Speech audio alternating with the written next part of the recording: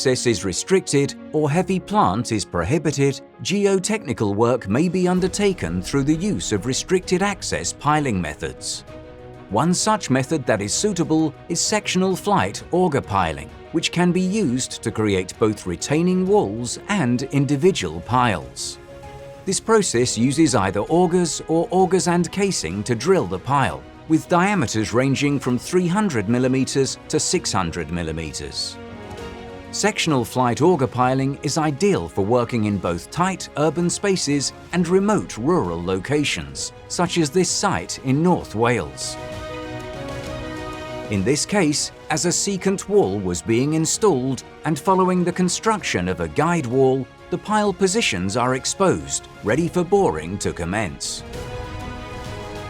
The pile is opened with the initial auger section, and then, where required, a casing is inserted to the same depth. The pile starts with the initial casing section. The first auger section is then positioned within the casing, then connected to the next auger flight, and the bore begins. This process is continued in a sequence of auger, casing, until the casing has reached the required depth to suit both the design and ground conditions. The pile is then bored to full depth by adding sections of auger until the design depth of the pile is reached, if the pile toe is below the bottom of the casing.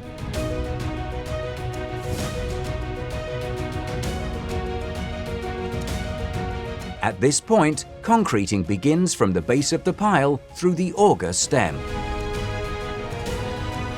As the concrete is pumped through the auger stem, the auger is removed in sections until concrete has reached the top of the pile casing, with concreting being halted each time the augers are separated to be removed.